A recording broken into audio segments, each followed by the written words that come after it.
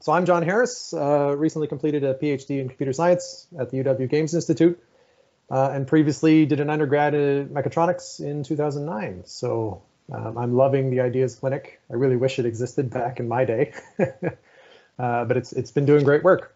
So I'm going to be talking about leveraging digital game technology to build engaging learning activities. And we're going to be focusing on two things in particular, SE 101 and SE 380, two projects at the Ideas Clinic that I've been involved in over the last 3 years or so.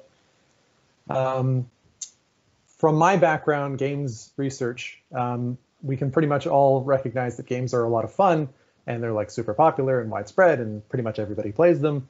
Average age of a gamer these days is 34, I think. Yeah, anyway. But the important thing to recognize about applying games to education is all the things that make games really engaging and engrossing and popular can be, sort of tweaked to the educational application relatively easily. So like the idea of zero cost to failure, unlike exams, which are super excruciating, we can create learning activities that students can just keep trying, keep experimenting, keep poking around.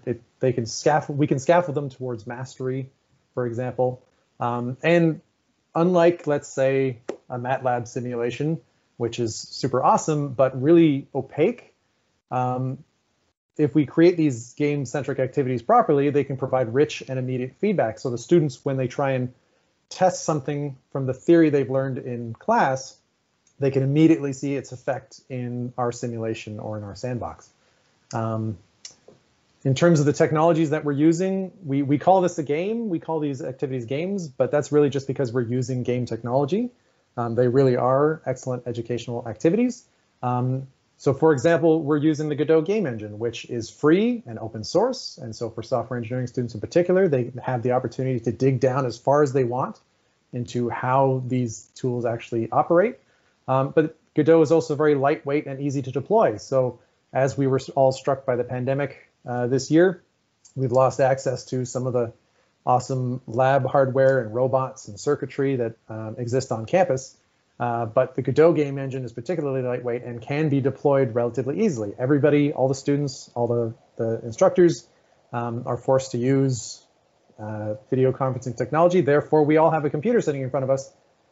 This allows us to deploy these activities to everybody in sort of an equal way. And it's all robust commodity software, which provides us with lots of easy tools like interactivity, real-time feedback, low fidelity physics simulations. These things have been built up by video game developers over decades, and now we can easily adopt them for free and apply them to the things we want to do. So two of those examples, the first one here is the Spaceship collaboration activity, which I built in collaboration with Professor Derek Rayside back in 2018 for SE 101. Basically, the challenge is for teams of students to program a virtual colony ship so that it can autonomously fly to a distant planet.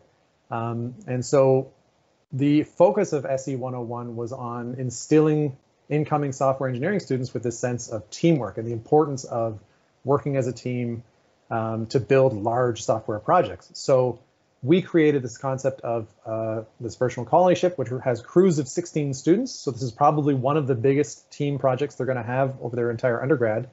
And each ship itself is broken down into 4 subsystems: propulsion, navigation, defense, and sensors. Each of those subsystems has a little bit of a programming challenge, a little bit of a software engineering challenge that four-person subsystem team has to figure out.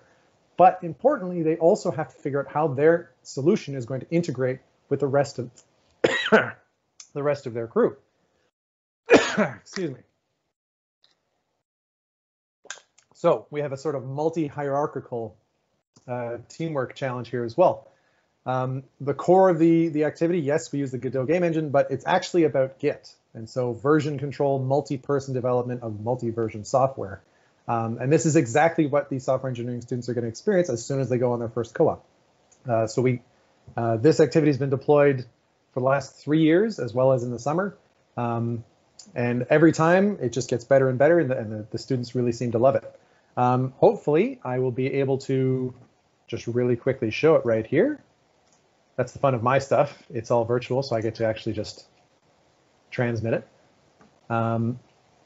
There's going to be a lot going on here, but basically this is what a finished solution would look like. The red lines that you're seeing would be the sensors team noticing all the asteroids that are flying around, relaying that information to the defense team who's firing the torpedoes when necessary to protect the ship. The propulsion team is actually using a PID controller to thrust the ship around according to the commands from the navigation team, which are trying to get them to these various warp gates, because the navigation team is actually solving Dijkstra's algorithm in the background and plotting a course through this sort of galaxy of interconnected solar systems.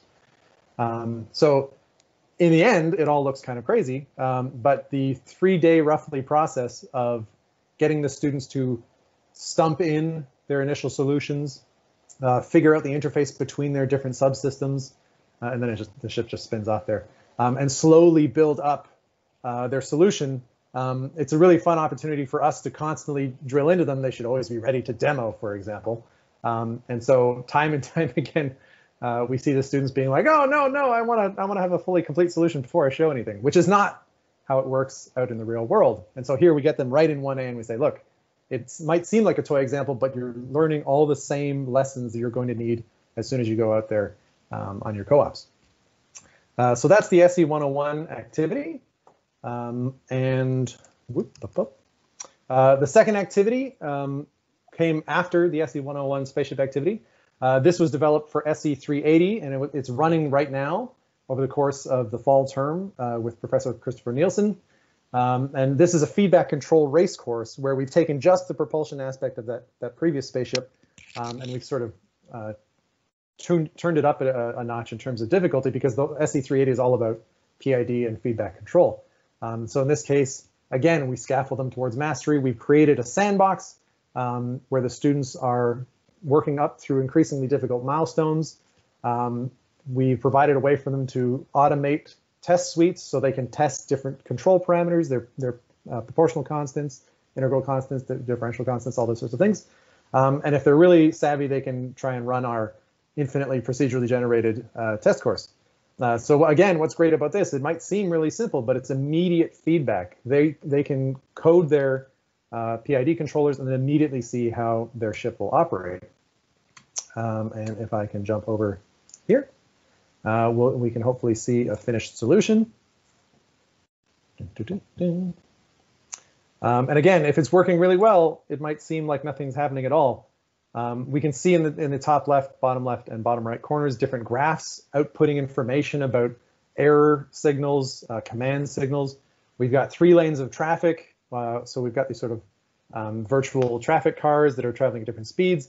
And not only do the students have to design their own not only do the students have to model the dynamics of this virtual ship, they have to design their PID controller. They have to come up with a sort of high-level lane switching artificial intelligence and see how far they can get and how quickly. And so this also provides a fun little bit of competition. Contrast your solution with other students in the course. So this is going really well this term, and this was just developed this last summer by 2 really excellent co-op students. And it's been a whole bunch of fun, and I love the students' reactions every time they get to dig into these sorts of things.